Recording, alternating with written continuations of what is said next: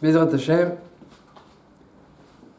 Parashat Vaera, quelques mots, L'Irvod HaTorah ve'Lamdea. Vaidaber Elokim el Moshe, Vayomer elav ani Hashem, Vaera l'Avram el Yitzhak ve'el Yaakov bekel shakai, Ushmi Hashem lo nadati lahem. Hashem, Elokim, la mesure de rigueur, a parlé à Moshe Rabbeinu. Et il lui a dit, je suis Hashem. Je suis apparu au Avot, Avram, Yitzhak et Yaakov, par mon nom Kel Shakai. Et mon nom Hashem, je ne l'aurais pas fait connaître. Elohim a parlé à Moshe, il lui a dit je suis Hashem, mais au Avot, je ne l'aurais pas fait connaître Hashem, je leur ai dit je suis Kel Shakai. Pour comprendre la dit de la paracha, dit le Ramban, il faut être professionnel dans les noms d'Hashem. Alors expliquons un peu qu'est-ce qui se passe. Ça remonte au maftir de la semaine dernière. Moshe Rabbeinu est allé voir Paro, avec beaucoup de succès. Juste avant, il est allé voir les Bnei Israël, il leur a parlé, Vayamen Ha'am, ils ont cru, ils ont vu les prodiges que Moshe a fait, qu'Hachem avait demandé à Moshe de réaliser avec Aaron. Les Bnei Israël, ils ont cru, les Sekenim, ils ont pris confiance. Et Moshe rentre au palais, et c'était très difficile de rentrer, dit le Midrash, il y avait des lions à chaque porte, et des gardes, et tout s'est ouvert facilement. Et ils sont arrivés comme des malachim, devant Paro qui était époustouflé par la présence de Moshe et la stature de Moshe Aaron, qui mesurait 10 amot, entre parenthèses, et l'éclat de leurs yeux qui est brûlé comme le soleil, pour reprendre les mots du Midrash. Et ils ont dit Shalach et ami ve'avduni. Ça y est, il faut libérer les Bnei Israël.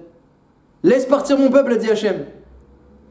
Et Paro qui se renforce comme tout bon Yetzerara, puisque Paro c'est l'incarnation du Yetzirah, dit le Mesilat Yesharim, ainsi que le Rambam dans les Higarot, dans sa Higueret. Alors à Kol Panim, Paro se renforce et dit non seulement je ne laisse pas partir, en plus Hachem, je ne connais pas. Et tu sais quoi? Je vais augmenter l'esclavage. Parce que s'ils ont le temps de parler de libération et de Hachem, etc., c'est qu'ils ne travaillent pas assez, alors je vais augmenter l'esclavage. Teven lo inaten lahem, on va plus leur donner de paille, et les briques ils devront respecter le même quota que d'habitude sans paille.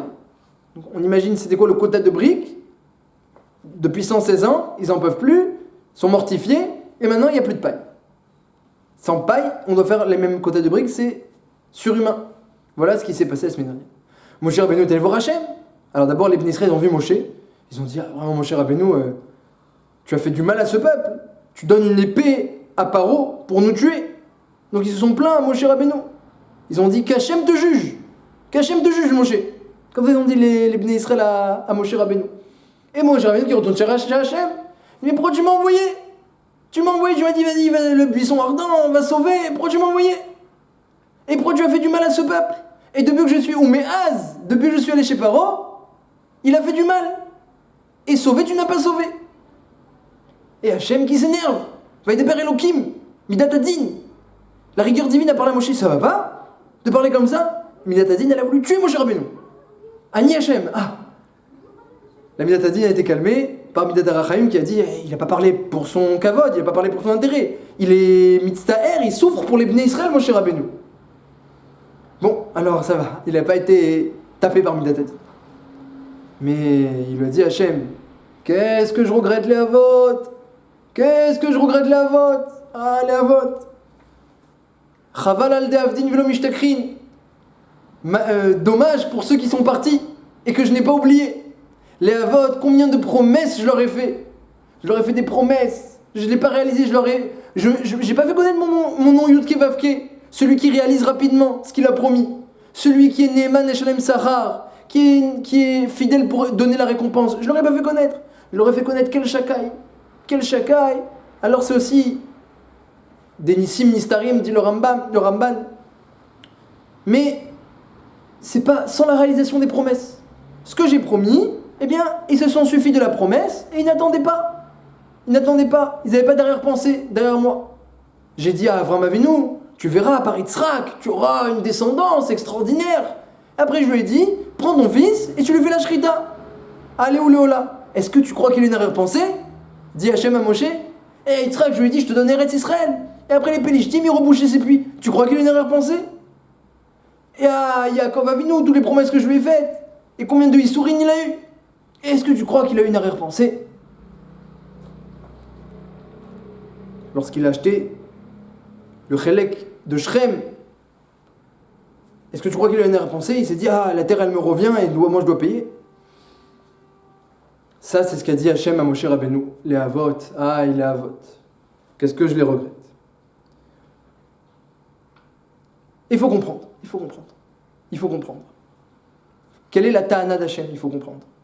Arrête Moshe Rabbeinu, il a parlé, déjà parce qu'il avait de la peine pour les Bnei Israël, mais bon, la peine ne justifie pas de parler négativement à Hachem. Mais il a parlé surtout parce qu'il savait que les Bnei Israël, c'est fini maintenant, ils croient plus. Ils ont cru la semaine dernière, mais ils croient plus maintenant. On leur a cassé leur émouna. Moi, j'ai pu rentrer au palais, te dirait Moshe, parce que Vayemainaam. Ils ont cru, immédiatement le passouk d'après, Moshe Rabbeinu Aaron iront au palais. La délivrance, elle doit se passer avec le corps de la Tfila, on l'a vu, et le corps de la Emouna. Maintenant, les Bnei Israël, ils croient plus. Et bien, Moshe, il a raison. Après, Hachem lui a dit, alors va parler aux Bnei Israël, et va leur annoncer la terre d'Eretz Israël, les promesses, la réalisation, les nissim, va leur annoncer. Et il est parti, Moshe Rabbeinu, Parashat Ve'era, dans la suite de la Parasha, dans le Rishon, il parle aux Bnei Israël, Velo Shamo et Moshe, Mikot Seruach ou Mavoda Kasha, ils n'ont pas écouté Moshe Rabbeinu, parce qu'ils avaient le souffle court. Et donc Moshe, eh bien, ces ta'anot, ces arguments, ils sont justifiés, on les comprend. Il dit, mais voilà, on les a cassés les Bnei Israël. On leur dit, on va les libérer et l'esclavage s'endurcit. C'est ça la ta'ana de Moshe. Pourquoi tu m'as envoyé trop tôt? Si c'est pas fini l'esclavage, alors envoie-moi après. Et non, Hachem, il a envoyé Moshe et il a renforcé l'esclavage. Ça, Moshe Rabbeinu, il n'a pas compris. Et il s'est, entre guillemets, il s'est, à un certain niveau, il a remis en question les midot d'Hachem. Eh bien, ça lui vaudra, Ata tiré, tu vas voir ce que je vais faire maintenant, dit Rashi, la fin de la semaine dernière, tu vas voir ce que je vais faire maintenant, mais tu ne verras pas ce que je ferai lorsque les Bnei Israël rentreront sur la terre d'Israël, parce que tu seras privé d'y rentrer. Ata tiré, tu verras maintenant, mais tu verras pas plus tard. Donc Moshe Rabbeinu a perdu le srout de rentrer en Israël à ce moment-là. Mais bon, on ne comprend pas tellement.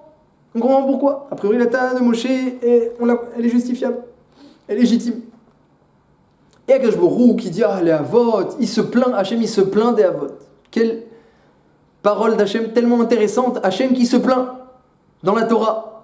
Est-ce que c'est possible, Hachem qui se plaint? Ouais, parachat cette semaine. Hachem, il se plaint. Aïe. Chaval les Avot. Très étonnant. Qu'est-ce que ça veut dire qu'Hachem, il se plaint? Et il dit, ah, les Avot, eux, ils sont vraiment extraordinaires, les Avot. Hein. Je leur ai dit, je suis quel Shakai, je réalise pas les promesses. Est-ce que tu crois qu'ils ont une arrière-pensée? Et toi, dit le Rashi rapporte, et toi, je t'ai dit, je suis Hachem, c'est-à-dire celui qui est rapide à réaliser, et tu as des arrière-pensées. Si on réfléchit bien, hein, la ta'ana d'Hachem, la réponse d'Hachem, elle n'est pas du tout compréhensible. Au Avot, je leur ai dit que je réalise pas, et ils ont pas eu d'arrière-pensée. Bah évidemment, puisque je leur ai dit que je réalise pas à quel Shakai, ils ont pas eu d'arrière-pensée. Mais toi, Moshe Rabbeinu, je t'ai dit, je suis Hachem, celui qui réalise vite. Et j'ai pas réalisé, et tu as des arrière-pensées, dit Hachem. Bah oui. Moshe Rabbeinu te dirait, bah oui. Justement, puisque tu m'as dit que tu es Hachem, tu réalises vite. Et j'ai des arrière-pensées. Alors ce qu'a dit Hachem à Moshe, c'est pas du tout mouvan. A priori, c'est normal que la vote, ils aient pas eu d'arrière-pensées et que Moshe en ait eu. Et on voit qu'Hachem il a dit bidou le contraire.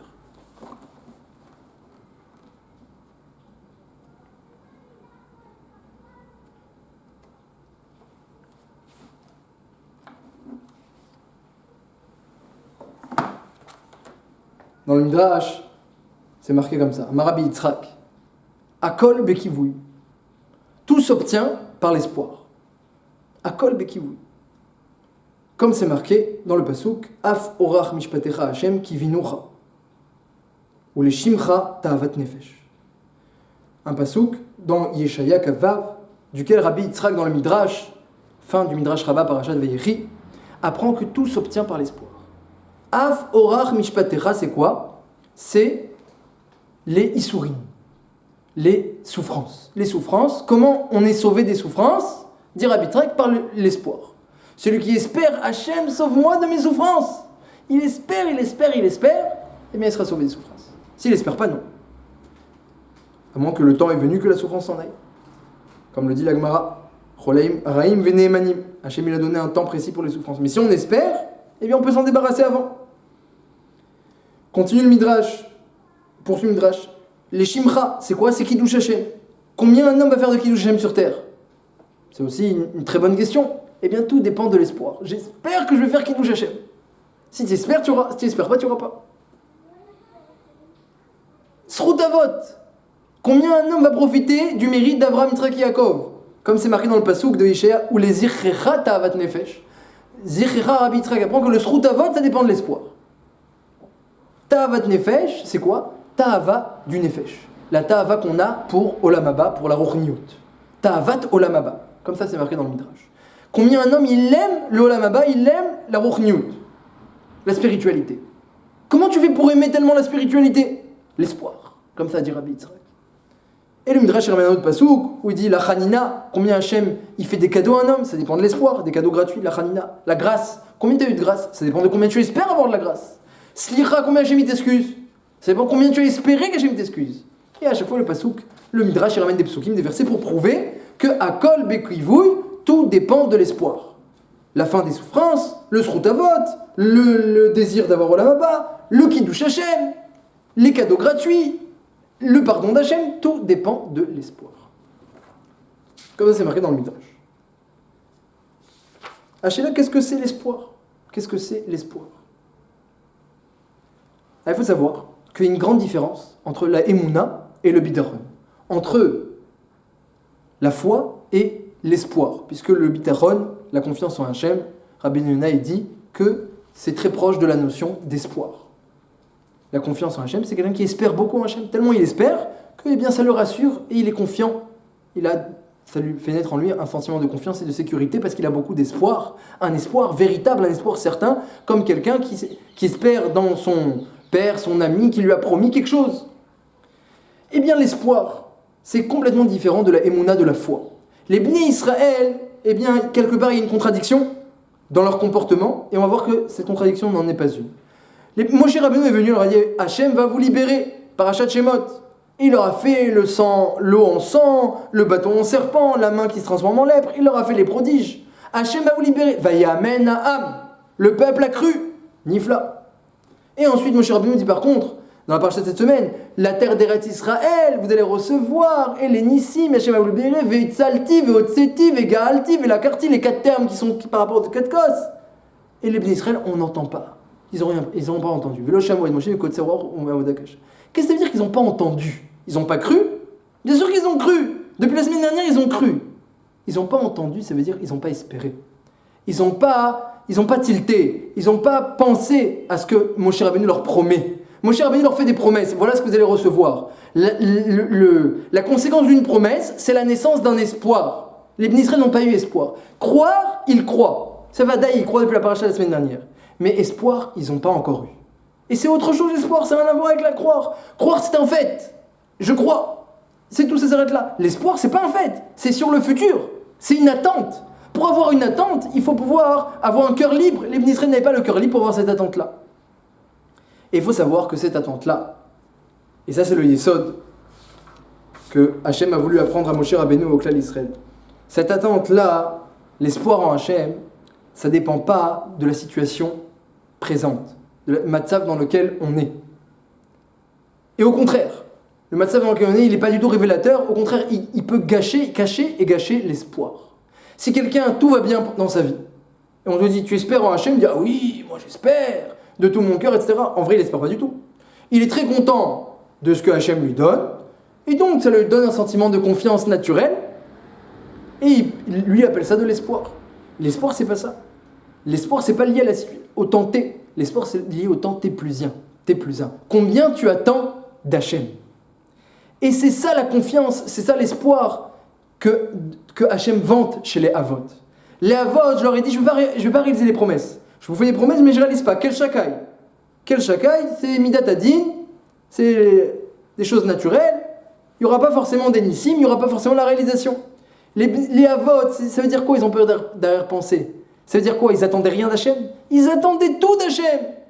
Ils espéraient. Bechol rega verega. L'Ishuatra qui vit Hachem, c'est Yaakov a dit ce pasouk-là. J'attends ta délivrance d'Hachem. Comme dit le Midrash, Yaakov disait j'attends la Géoula à son époque. Yaakov a vu nous, j'attends la Géoula. Elle est proche la Géoula. Comme ça dit le Midrash. Sur le pasouk l'Ishuatra qui vit Hachem qu'a dit Yaakov dans la parasha de Vayechi, dans la bracha de Dan. J'attends ta délivrance Hachem, elle est proche de la délivrance. Les Havot, Hachem leur a dit je vais pas réaliser, et quand même ils espéraient la réalisation. Ils espéraient, ils n'avaient pas d'arrière-pensée lorsque ça ne se réalisait pas. Ils ont dit mais Hachem il a promis. Tu sais ce que ça veut dire qu'Hachem il a promis te dirait les Havot? C'est ce que ça veut dire? C'est que tu peux t'appuyer dessus à 100%, tu peux organiser ta vie autour de ça, mais il t'a dit qu'il va pas réaliser. Mais Hachem il a promis, il a parlé, il a promis, il s'est exprimé. Alors c'est tout, c'est ça qui est important. Et tout le reste c'est mensonger, tout le reste c'est accessoire. Hachem il a dit, il a promis, c'est sa volonté, c'est fini. Ça c'est les Havot. Et c'est ça qu'Hachem vante chez les Havot. Je leur ai dit, je leur ai promis, ils ont pris ma parole et ils ont vécu autour de ma parole. Et ils ont espéré toute leur vie dans la réalisation de ma parole. Et regarde Béhémet, regarde, certaines choses j'ai pas réalisées, certaines choses on voit, ça a payé. Ils ont des Nissim, Niflaim. La guerre gagnée par Abraham, Yitzhak Avinu, qui naît dans la vieillesse d'Abraham et de Sarah, le clan Israël qui est enfanté par Yaakov, ils ont eu. J'ai pas tout réalisé, mais eux ils ont pas eu derrière à penser et ils ont espéré tout le temps. Et toi mon cher Rabbeinu, je t'ai dit, je vais réaliser vite. Alors espère. Et qu'est-ce qu'il fait mon cher Rabbeinu? Il dit, je vois pas. Mais t'as pas compris. Il s'agit pas de voir. Il s'agit d'espérer. Je vois le contraire. Mais il s'agit pas de voir. Il s'agit pas de voir. Voir et reconnaître, c'est une autre mida. Ça s'appelle la Karatatov. C'est très bien. Mais c'est pas de ça qu'il s'agit. C'est pas de ça qu'il s'agit. Ici, il s'agit de l'espoir. L'espoir, c'est pas selon ce qu'on voit. C'est pas selon le tenter. Et au contraire, si tout va bien, tu pourras pas vraiment espérer en Hachem. C'est lorsque tout est obscur que là on peut voir, est-ce que vraiment tu espères dans Hachem? Est-ce que tu as confiance dans sa parole? Hachem il a promis qu'il va être Rachamim, qu'il va t'aider, qu'il va te sauver. Combien de psukim? Combien de promesses Hachem il fait? Pas seulement à Moshe Rabbeinu et à sa génération, à chaque juif, dans chaque génération. Il y a tellement de versets dans la Torah. C'est rempli dans Yeshaya et dans Télim des versets où Hachem il promet que tout celui qui se tourne vers lui, Hachem il lui répond. Tout celui qui espère, jamais il sera déçu. Tout celui qui lui fait confiance, il sera entouré de chesed. Des centaines de psukim où il y a des promesses. Est-ce que tu espères dans la parole d'Hachem ou est-ce que tu n'espères pas? Et ça dépend pas de ce que tu vois. Ça dépend de ce qu'on t'annonce. Ça dépend de la promesse d'Hachem. Hachem il a promis à Moshe il n'a pas espéré. Hachem il a promis au Havot, mais il leur a dit attention, je ne réalise pas. Et eux ils ont espéré quand même. Moshe Rabbeinu il a parlé au Bnei Israël dans la paracha de cette semaine et ils n'ont pas entendu, c'est-à-dire quoi? Ils n'ont pas espéré. Ça c'est la Tochacha du Midrash de dire que Moshe Rabbeinu, il sera privé de rentrer en Eretz Israël parce qu'il n'a pas espéré. Et les Bnei Israël eux-mêmes, c'est marqué qu'ils seront privés de rentrer en Eretz Israël. Parce que lorsque Moshe leur a annoncé, dans la paracha de cette semaine, vous rentrerez en Eretz Israël, ils n'ont pas écouté le chemin de Moshe. Le Sforon dit à cause de ça, il dit le Sforon, ils rentreront pas seulement leurs enfants qui vont rentrer, la génération de Yoshua, la génération d'après. Parce qu'ici, il s'agit d'une notion de T plus 1. T plus 1. Alors t'es reconnaissant, mon cher Rabbeinu. Tu vois le tsar des Bnei Israël, tu es reconnaissant de ce que je fais. Ça, c'est le tenter. Au tenter, mon cher Rabbeinu, c'est impeccable. Alors, Ata, tiré, tu vas voir maintenant. Au tenter, tu as réussi ta mission et tu seras récompensé au tenter. Mais au tenter plus 1, tu rentreras pas en Eretz Israël. Et la génération de Moshe Rabbeinu, au tenter plus 1, ils rentreront pas au Bnei Israël. Et donc, combien nous-mêmes on doit faire attention au tenter plus 1? Le tenter plus 1, il dépend pas de la situation maintenant. Et au contraire, le Briskerov, lorsqu'il voulait se renforcer dans l'espoir, il se rappelait, parce qu'il était dans le ghetto de Varsovie, il a vécu la Shoah, il se rappelait combien les nazis sont dangereux. Il se répétait, ils sont dangereux, ils veulent nous tuer, ils peuvent nous tuer d'un instant à l'autre. Et comme ça, il répétait des paroles de terreur. Mais pourquoi il faisait ça? Pourquoi il répétait se demander sa famille des paroles? Parce qu'il voulait ressentir la peur pour pouvoir espérer. Parce que tant que tu n'as pas senti le problème, tu ne peux pas espérer au tenter plus 1. Tout va bien au tenter, tu ne peux pas espérer au tenter plus 1. Tu espères naturellement que tout va continuer, mais c'est pas ça l'espoir. Alors c'est pour ça qu'Hachem il a renforcé l'esclavage. Il a renforcé parce qu'il leur a dit, voilà, je vous promets, ça va être, vous allez voir, en moins de 18 minutes, vous êtes sortis d'Égypte. Donc Hachem il a promis une délivrance extraordinaire. Comment on peut voir si tu as espoir dans la parole d'Hachem? Le seul moyen, c'est de renforcer l'esclavage. On renforce l'esclavage, tu es dans l'obscurité la plus totale, mais tu dois te rappeler qu'au tenter plus 1, ça va être Ke'erefaïn, en un instant on sera déjà dehors, même les matzot, elles n'auront pas le temps de gonfler. Ça c'est l'espoir qu'Hachem il a voulu enseigner à Moshe Rabbeinu et au Bnei Israël, et ils n'ont pas vu. Ils ont cru, mais ils n'ont pas espéré. Alors c'est ça, nous aussi, on doit se renforcer. Eh bien, croire, pour la plupart, on croit, mais Hachéla, est-ce qu'on espère dans les chassadim d'Hachem? Est-ce que même lorsque tout va pas bien, chas shalom, eh bien on espère que tout ira bien au tenter plus 1, et on espère qu'Hachem il va nous aider parce qu'il le peut, parce qu'il le veut, parce qu'il a beaucoup de chesed. Évidemment, on n'a pas reçu de promesses, mais il y a beaucoup de promesses dans les psukim, des Télim, de Yeshaya, où Hachem il promet, celui qui se tourne vers moi, celui qui a la crainte du ciel, celui qui fait de la tzedaka, celui qui se renforce, celui qui fait tchouva. La tchouva, elle résout ou tout ou la moitié. La tfila, elle résout ou la moitié ou tout. Et l'espoir, il marche à 100%. et le bitachon, il est écouté avec une rapidité extraordinaire. Tous ces psukim sont des promesses d'Hachem. Est-ce que tu espères dedans, dans la parole d'Hachem, ou est-ce que tu es trop perturbé par le temps T? Et évidemment, si Moshe Rabbeinu et les Bnei Israël ils sont tombés dans cette faille, eh bien qui on est pour essayer d'être mieux qu'eux? Mais si la Torah a été écrite, eh bien c'est pour nous l'enseigner et qu'on puisse eh bien réparer les failles des Avot à notre humble niveau. Et donc renforçons-nous dans l'espoir du temps T+1 qui, Bezrat Hashem, sera lumineux et plein de chassadim.